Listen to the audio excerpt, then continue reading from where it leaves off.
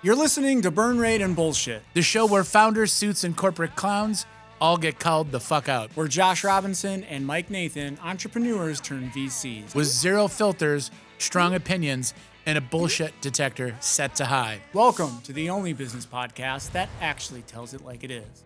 I'm a desperate man. Send lawyers, guns, and money. The shit has hit the fan. Let's stop pretending this is about culture. When Amazon, Dell, and half of the Fortune 500 suddenly demand 5 days a week in the office, it's not because they discovered some magic productivity metric in 2025. It's about control, leases they can't get out of, and execs who can't manage people they can't walk past. If you're being dragged back to a desk you don't need, this episode is your permission slip to get angry. Corporate America spent 4 years selling remote work as the future, then flipped the table the second the labor market softened. Now they're threatening to fire people who don't badge in, while quietly admitting that the office attendance has barely budged. This isn't a reset. This is a power grab and a suit and tie. And we're going to rip it apart today.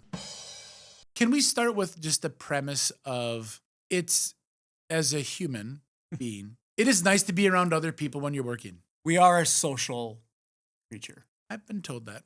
And I think we're learning that. It is great to be around other humans while you're working or not working, if you're even leisurely. There's something about being in the room with other humans, belly to belly, eyeball to eyeball. Because don't you find we have a lot of time to ourselves at home, on your phone, on Netflix. Don't need a lot of friends around to do any of that. I mean, DoorDash, I don't even need to cook anymore.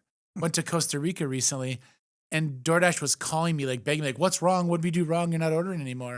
I mean, that's how much I'm Where'd you go? Where'd you go? The shares of DoorDash are plummeting because the Nathan family took a trip.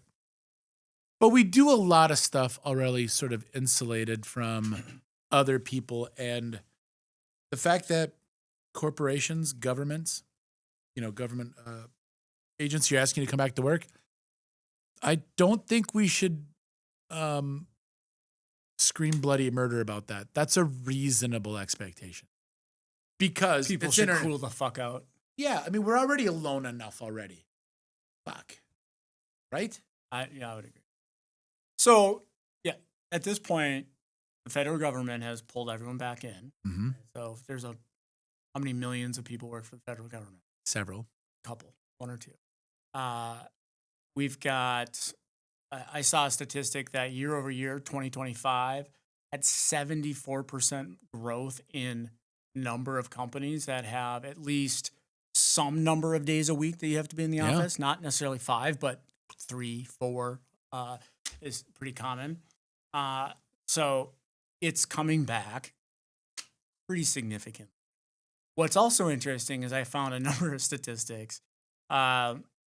Different studies say different things, but generally speaking, about 2/3 of people said they will quit or start looking for another job if they are required to come back to the office. 2/3. Can I react to that? Well, let me give you the next one, and then you can react to both of them. All right. 1/3 of executives said that they would quit or start looking for another job if they were brought back. That number, the 2/3 of just your average Joe, that doesn't surprise me because that population is going to bitch about whatever. Mm-hmm. The 1/3 of executives, though, because the executives are usually the group getting blamed for people getting brought back to work. Right. And so I think it's more like mid-level execs, like VP level type, right? Not necessarily a C-suite, but that statistic blew me away. Yeah. So go ahead, react to those numbers. I'd like to react to some of those numbers, just with a general statement. How fucking soft have we just become? I know that, and it all started COVID. COVID was the seminal moment when, okay, technology is in a great spot where we can do a lot, if not everything, depending on your job, remotely. Mm-hmm. You could feasibly do it in a pinch, in an emergency.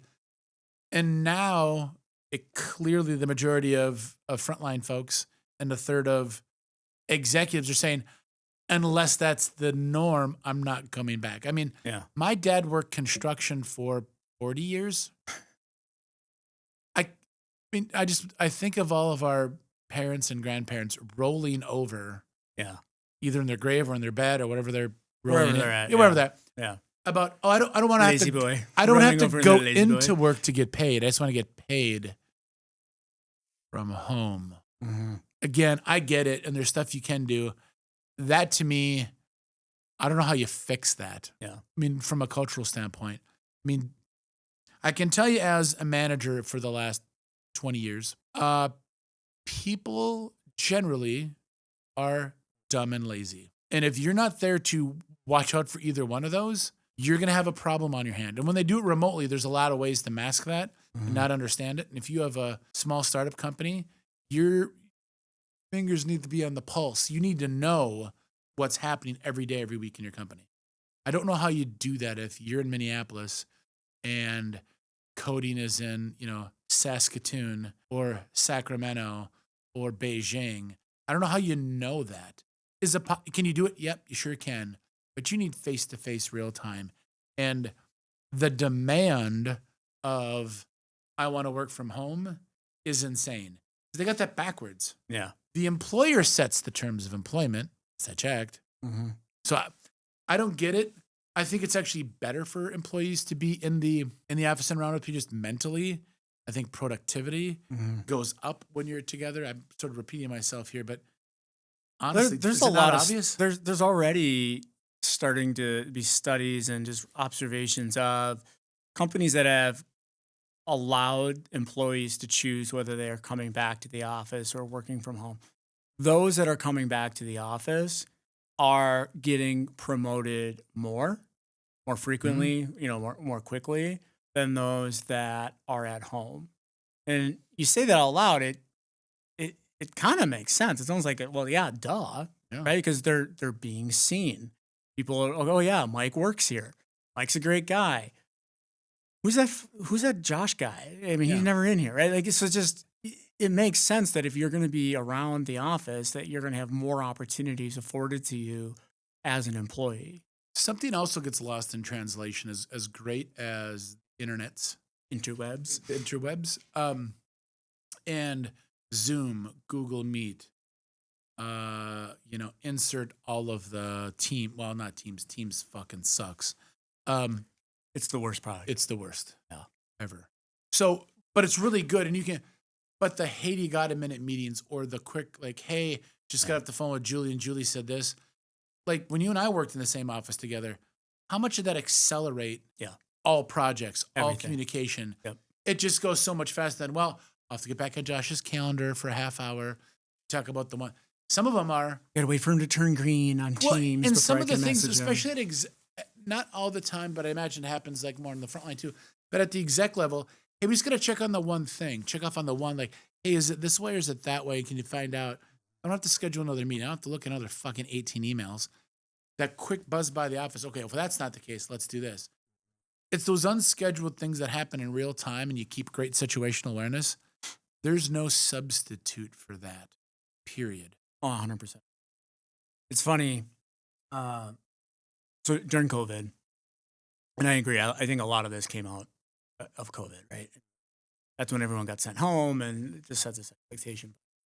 So in COVID, I was the chief information officer at a fairly large health system. So I had Kind of a big deal. I was kind of a big deal. No, I had 800 people that reported up to me. And the health system that I was at, we left it up to the executives on what to do with their teams in terms of sending them home, Oh, God. keeping them at work. So, which is the worst decision Yep. because then everyone's doing it differently Yes. and everyone feels like they got fucked. But that was the decision. So I made the call of, hey, our customers are the nurses, are the doctors, and they can't do their job from home. No. So we're not doing our job from home. Holy shit. I mean, You're the worst ever. it didn't get to the point where I felt like physically threatened or like, I'm laughing with you, not at you. right. at But this like, moment. we didn't get security guards, but if it was like right up to the line of, Are you trying to kill me? I'm starting to wonder if I have I should have safety concerns for me, for my family. I had a Twitter troll that was just all day long, like just blasting me on stuff. What would he say, or she?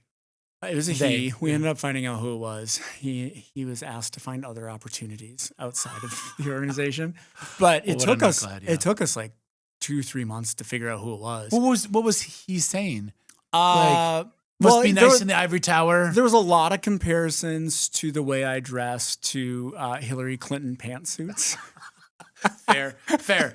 I mean, man does have an eye for fashion. So do you. I mean, I mean, objectively, fucking funny stuff. On the nose, yeah. Yeah, it was hysterical. And I had to fire his ass. why don't I know this story? I love this already. Yeah. And so, but part of my, it's twofold. One, legitimately, hey, we have got too many things that we need to do quickly, and we're not going to be able to accomplish the enormity of what we need to as fast as we need to if we're all working from home. And oh, by the way, your kids are now at home. Mm-hmm. How the fuck are you teaching school and doing work?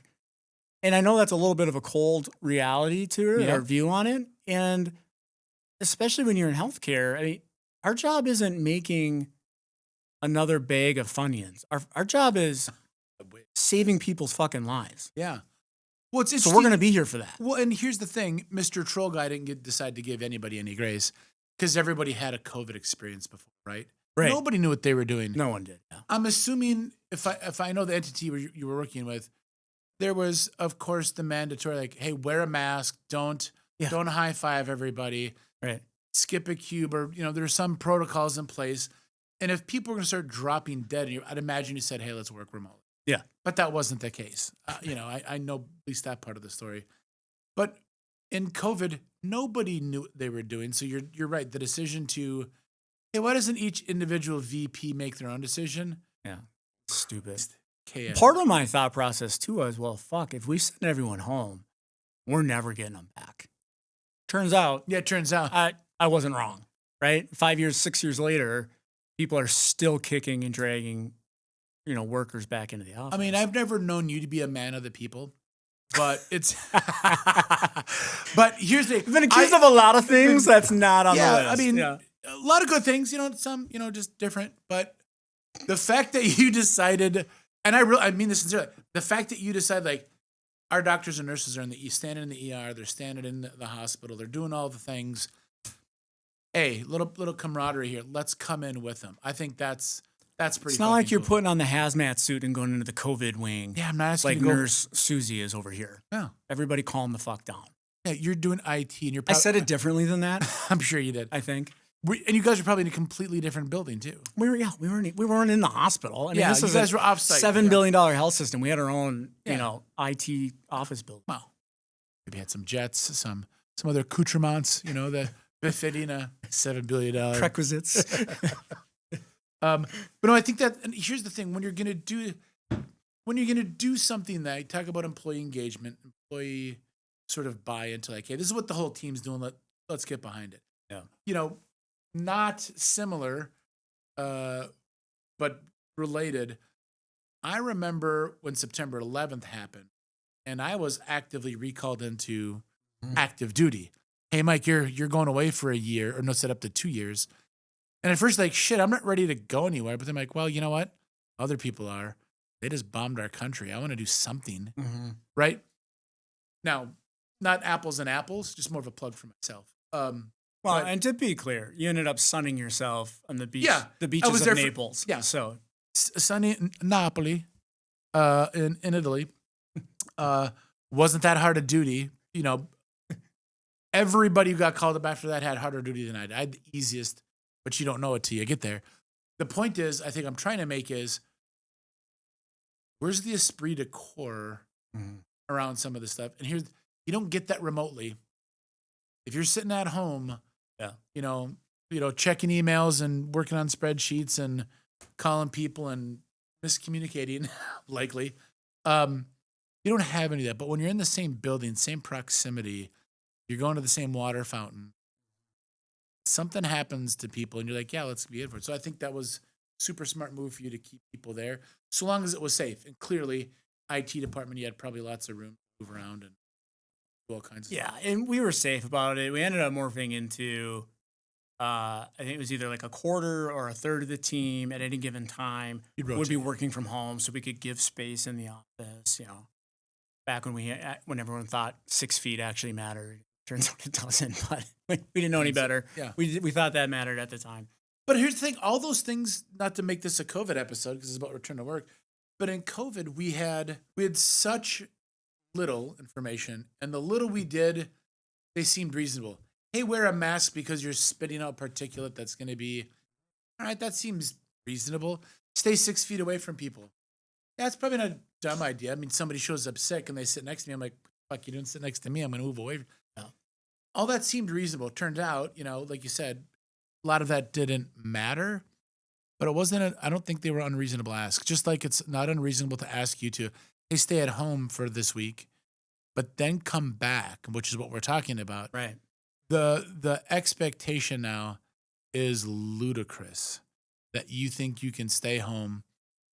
Maybe the employment market is like this, but I don't know. As a founder of startup companies, I would not have a remote person in the first 5 employees. The probably most ridiculous claim I've heard has been, and I've heard this from my own employees and companies, and I've heard of this in stories across the news. And there's this movement of people demanding, saying, okay, yeah, I'll come back to the office, but you need to pay me more. And, I have gas money now to come in, whatever, right? And my first thought is, motherfucker, we didn't cut your pay when we sent you home. Yeah, But that'd be the same logic, right? Notice that, yeah. So why the hell would we pay you more to come back, get your ass back in here?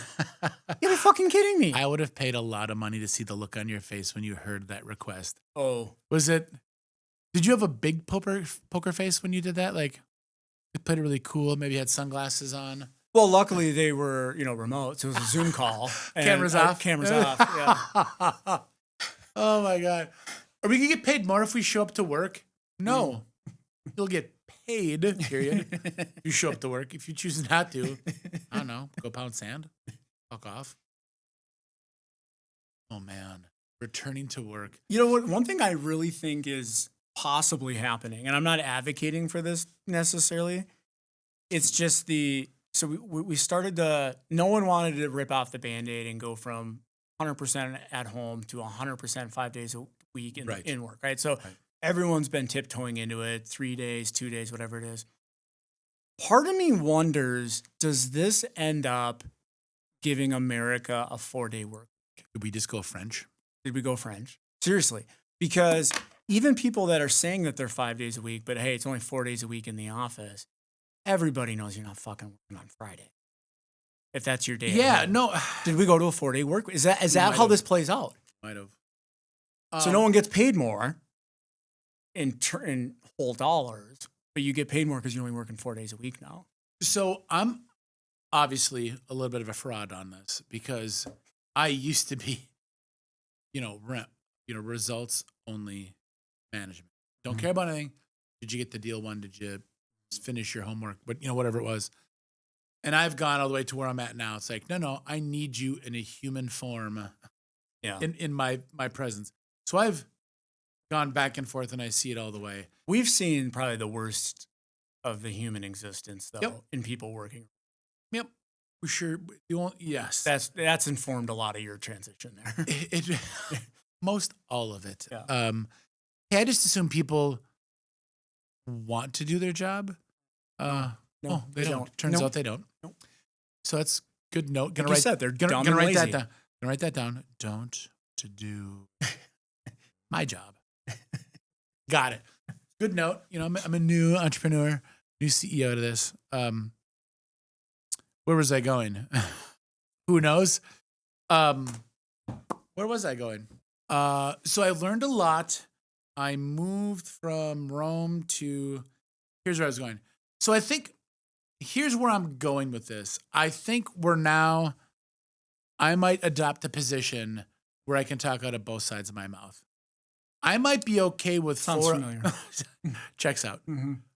I'm cool with 4-day week if you're getting everything you need to get done in person. Hybrid, twice a week. You're in the thing twice a week and you're at home 3 days a week and there's no greater scrutiny. In fact, if anything, to your point, do I get paid anymore? Mm-hmm. No. Could pay you less if you go at home though. Because I mean, do you not have some statistics that tell us your productivity at home is probably half of what it is when you're in the office? Yeah. I'm making that up, but did you find anything? No, there is. So it was an MIT study that showed. Never heard of it. It's a small technical school out on the East Coast. You went to, but there's an MIT study that showed that just an increase of 25% more time together in a team environment increased productivity or results by 8%. 8%. Yeah. So if you're in office, 4 days a week, going to 5 days a week would increase it, almost 10%. Is that did they do this post-COVID or did they? It's post-COVID. Yeah. Yeah. It was a recent study. I don't have the data. I can just sense because I'm a servant. It's common leader. sense. It's common sense. And I can vibe with it. You just solve problems faster, better, quicker when you're belly to belly. So I'm in favor of, I'd like to propose this, the hybrid French, 4-day a week, but your productivity is like 5. You're hitting all the numbers you need to. If not, fuck off. Show up 5 days a week. Outcome expectations haven't changed. No. I won't die on that hill, but I like the modified French. It's kind of like a chess opening. The modified French defense. I think that's a thing. I know there's a French defense, but the modified. Yeah, the modified version. Modified French. Okay, so you and I largely agree on this, which I didn't expect coming into this episode. I thought for sure you're going at it, but take the alternate position for a second, and how do you respond to that? So there's a very vocal crowd out there that says that's bullshit. If a manager can't manage people from afar, that's their problem. They're a bad manager. They can't lead if they're doing that.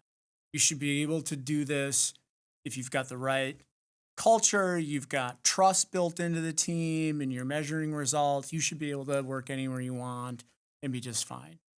How do you respond to that argument about return to work? They're not entirely wrong with that argument. So I don't know how I'd respond is, yeah, you're probably right, but you're making a case for somebody who's essential versus non-essential. Mm-hmm. A lot of people in a lot of companies would be just fine working remotely, are likely the lower skilled, I'll say not as important to the outcome. Well, and their work is super transactional. Right. Even if they're in an office, you're measuring them by dashboards. That's kind of where I'm driving at, which is you're not entirely wrong, but for decision making and strategy and solving problems, which is what executives do. I know everyone thinks that's you sit around forever and you think about, oh, in 3.5 years, we're going to have 50% increase in this. And so our sales will adjust and we'll catch that wind. Nope. It's putting out fucking fires every day. You're putting out fires and you have to figure out which one you need to put out that day. So if you're not in the same building doing that, again, repeating myself, you just can't do it fast enough, smart enough with the right sort of gusto and communication, all the things when you're not face to face. If you're a bad manager, there is that argument to be made. If you don't know if Susie does accounts payable, you'll know if Susie's not doing her job, right? I'm assuming, right? You should know exactly. Like, yep. And here's the workload. If I'm a good manager, I know you can process. I'm making shit up now.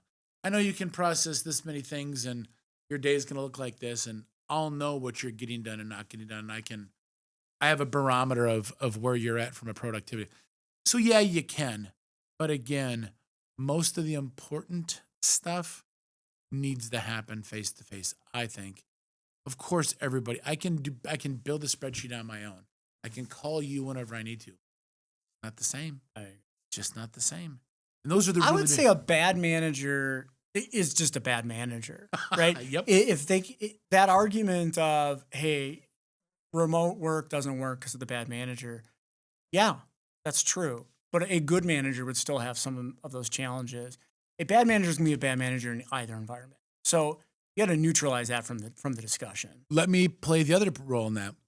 A bad employee is going to be a bad employee no matter where they're at too. For sure. Right? If I'm not bought in, as a employee, I'm going to fuck off when you're in the other room, or I'm going to fuck off when I'm at home. Mm-hmm. Just blow off all my assignments, my responsibilities. I'll get to it tomorrow. Yeah. You don't need to be at home to do that. So both sides of it. Well, I don't think what I'm saying is I don't think work from home in the office it's different for bad managers or different for bad employees. I think where you get a multiplier effect coming into the office is on the positive ledger side Yes. of performance. Yep. Bad performance is going to be bad performance in either environment. Positive or really good performance is going to have more tailwinds when you're 100%. in the office as compared to work from home. That's where I think this matters. And part of the reason why I think that's true is, oddly enough, people are the thing that help it scale. Usually people, Yeah. you outgrow the people side of it when you're trying to scale I'm something. tracking. Yep. But when it becomes, productivity, problem solving, technology can only scale that so far. You need to have the human to human in-person interaction to really dig into those things. And so I think you run into a scale issue and in really large companies that you can't have that kind of collaboration unless you're bringing them physically together, Yes. right? I want to disagree with you so bad, but we are literally saying the same thing. I think I'm just more eloquent. what obviously. is right, clearly more concise, more to the point.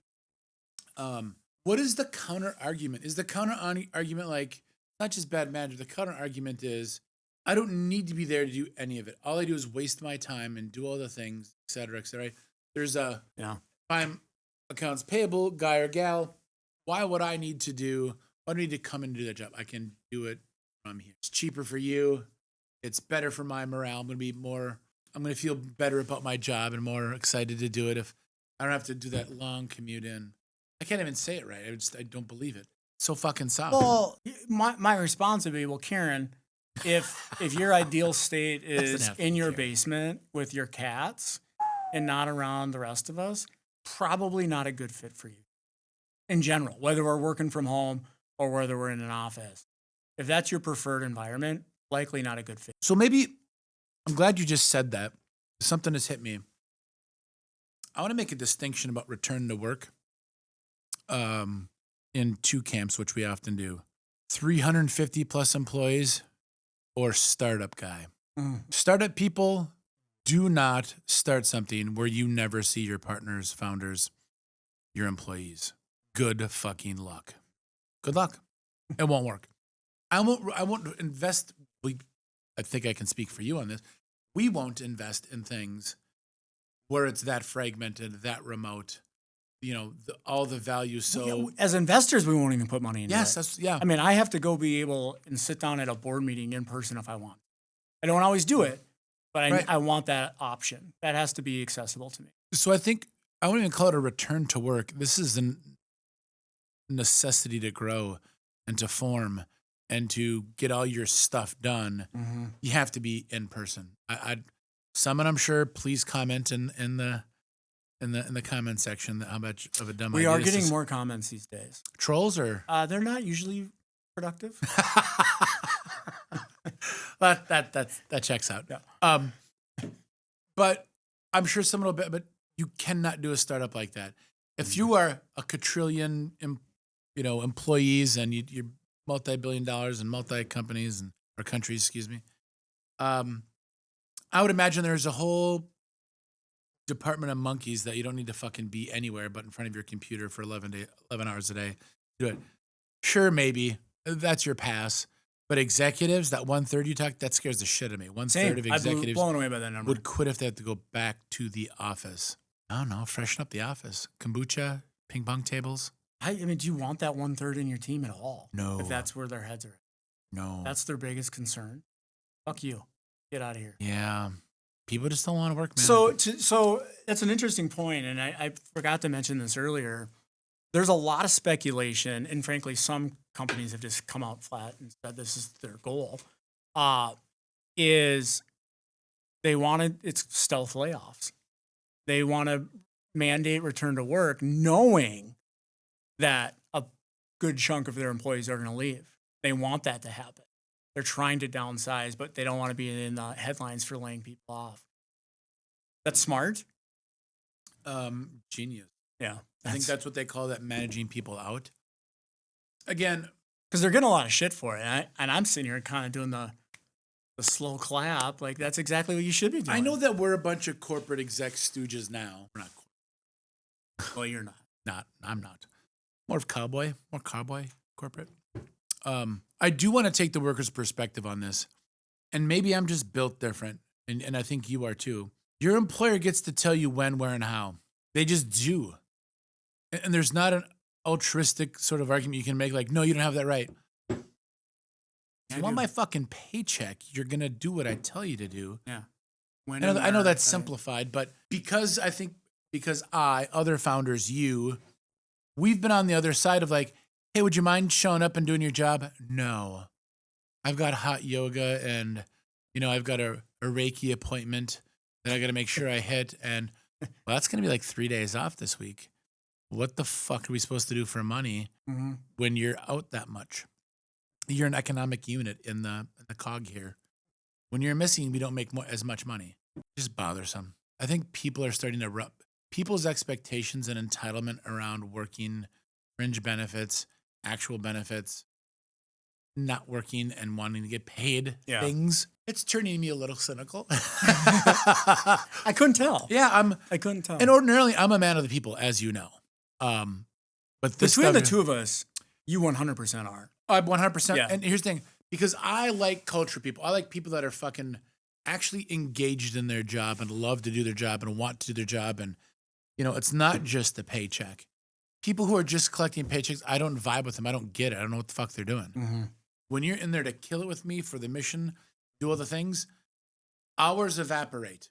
The time clock evaporates. I'm going to check my shit on Saturday morning, Sunday night. I'm going to be doing because I want to do it. Mm-hmm. Now, and I've got a decent home life balance, if that's a fucking thing. I've got seasons through it, right? Mm-hmm. So I don't want to be too much of an anti-employee guy, and I think we've gone too far. Now to show the fuck up to do your fucking. Pretty pleased with sugar on top. That's it for this round of burn rate and bullshit. Where the only thing we sugarcoat is our coffee. If you like what you heard, great. If you didn't, even better. We're not here to make friends. Hit subscribe, share with someone who needs a reality check, and remember, hype dies and execution wins. Stop pitching and start proving. Next time on Burn Rate and Bullshit, corporate America tried to play moral referee and got kneecapped by both sides. We're diving into boycotts, ESG whiplash, and why your CEO is more scared of hashtags than shareholders. Send lawyers, guns, and money. The shit has hit the fan.